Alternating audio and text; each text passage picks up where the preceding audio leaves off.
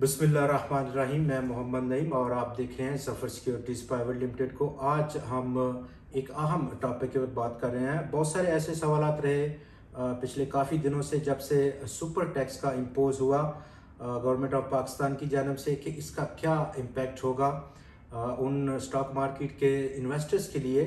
चूँकि बहुत सारे हमारे ऐसे सरमायाकार हजरात हैं जिन्होंने पहली बार इस इस्तिलाह को सुना, इसकी इम्पोजिशन को सुना कि सुपर टैक्स 10% क्या है और उसकी क्या नताइज निकलेंगे। तो इस पर हम बात करेंगे। नंबर 1 तो हम बात करेंगे कि सुपर टैक्स एक्चुअली होता क्या है और ये क्यों लगाया जाता है। नंबर 2, पाकिस्तान के स्टॉक एक्सचेंज के जो लिस्टेड सेक्टर हैं, चूँकि तमाम वो सेक्टर इसमें शामिल हैं, लार्ज स्केल मैन्युफैक्चरिंग सेक्टर्स हैं, और उन पर क्या असरात रहेंगे। तीसरे नंबर पर हम बात करेंगे कि इवेंचुअली स्टॉक मार्केट के जो इन्वेस्टर्स हैं उनके लिए क्या इसमें पोशीदा है, क्या बेनिफिट या क्या नुकसानात उनके लिए पोशीदा हैं इस इम्पोजिशन में।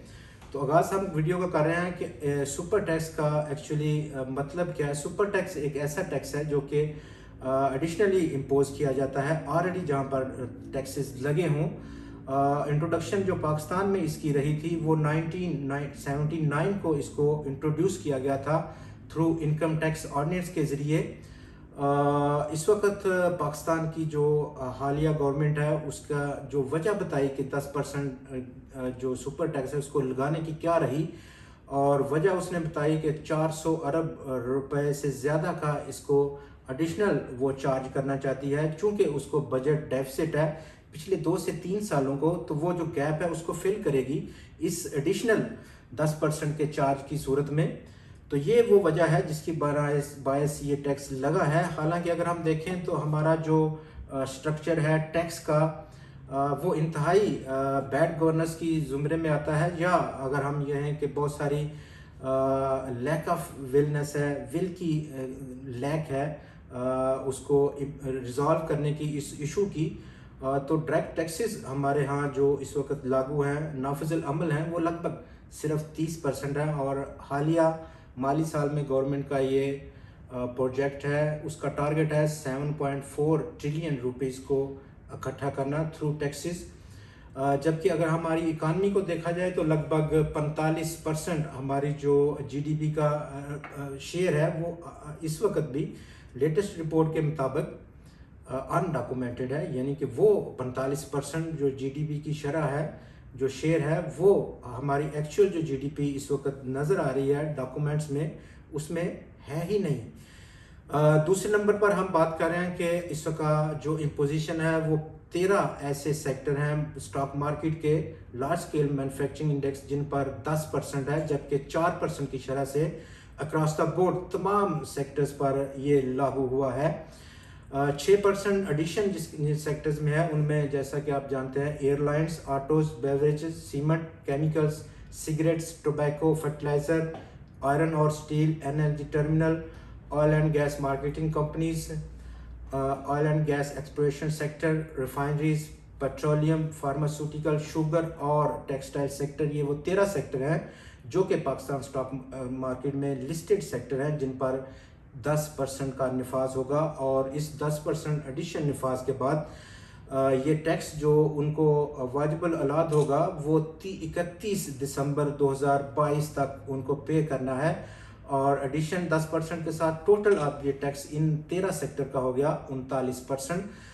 दूसरे नंबर पर कमर्शियल बैंक्स हैं जिन पर डिफरेंट स्लैब है, और वहाँ पर काफ़ी सारी मिसअंडरस्टैंडिंग पाई जाती है हमारे इन्वेस्टर्स की, ट्रेडर्स की, कि इसका 50% है, 55% है, इवन के कुछ लोग 60% की बातें कर रही हैं कि टोटल अब इम्पोजिशन इस 10% के बाद 60 या 55% हो गया है। लेकिन इवेंचुअली ऐसा नहीं है।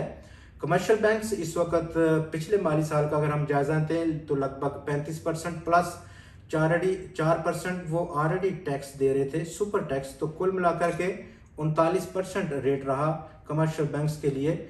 अब मज़ीद उनको एक्स्ट्रा 10% नहीं देना बल्कि मज़ीद 6% ऐड होगा। 4% तो ऑलरेडी वो दे रहे थे और 6% को ऐड किया जाए तो 10% मिला करके लगभग 45% टोटल रेट हो जाएगा कमर्शियल बैंक्स के लिए, जो कि 49% नहीं है।